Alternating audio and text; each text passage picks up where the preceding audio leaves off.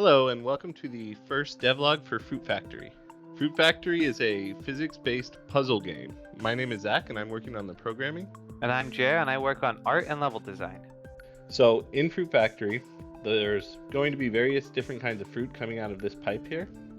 And it's up to you to build machines, conveyor belts, and different ways of sorting and that sort of thing to sort the fruit and move it into these delivery boxes. And the way you win a level is by getting some sort of, you get like a high accuracy. So if 10 fruits are coming out from here, then, and 9 or 8 of them make it into this box, then that means you've beat the level. We wanted to account for some inaccuracy and let some fruit fall on the floor, so you only have to get 80% of whatever fruit created into the box. Yeah, exactly. The whole game is physics-based, so there's a little bit of like randomness and difficulty to control the things. You can see things are falling on the ground. And so we didn't want it to have to be perfect. And one of the things that we really worked on this week actually was making the machines. We focused on basically making them good enough so that the fruit doesn't just fall on the ground and you can't do anything about it. To keep ourselves organized for this project, we're going to use Trello. And the way we've done it is we've split it up into 9 different weeks. We plan to make the game in, just a short 2-month period, basically. And the first couple of weeks, we really heavily front-loaded. We made the basic game design, most of the art, most of the levels, all that kind of stuff. So there's a lot of tasks in these first columns. And then later, we just have simple things like juice or glitches or, marketing or balance, that sort of thing. So every week at the end of the week, we're going to take all the tasks that we haven't finished and evaluate, should we move this task forward to the next week and keep working on it, or should we get rid of it? So we're hoping that this will help us to stay really organized and on track. So during the first week, I had to lay a lot of the groundwork. So I worked a lot on the GUI and the base physics and the base objects, the different sorts of conveyor belts and sorters and that sort of thing. GUI work is never fun, but I think this game it's very important to have a good clear GUI and good controls so that nobody will get frustrated when they're building and they can focus on the actual puzzle elements.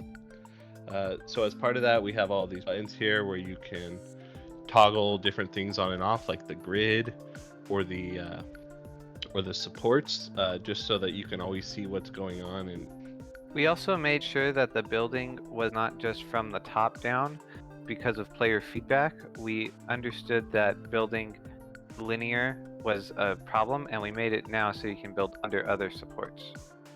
Yeah, it was important to get a lot of player feedback because once you make a puzzle, you already know the trick, so it's hard to really get a good difficulty curve when you're designing puzzles.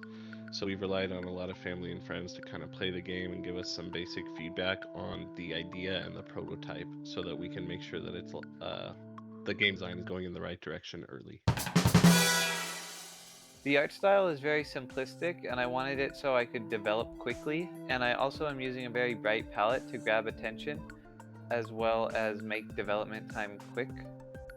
The art style originally had black outlines around all the fruit, but that proved to be difficult to read, and so we went with a flat shading style over that and really high ambient occlusion and very light shadows. Yeah, we wanted it to be very fun and simple and clear what was going on. We're using Unity's internal animator, and it does a lot of our squash and stretch, so it makes the game look really alive and have good user interface feedback. Yeah, when I'm building this, you can see those conveyors kind of bouncing into existence. I think it looks really good. Anyway, that's kind of where we're at after the first week or two. One other thing that I wanted to mention is that we have a Discord server where we do most of the development for this game publicly. In it, we try to make every part of the game, every part of our process public. So we talk about the design, we post screenshots, stream our work, and conversations when we're trying to solve a design problem. So if you're interested in giving any ideas or feedback on the game or taking part in the process at all, we'll have a link to that Discord in the description. We'll see you in the next devlog. Peace.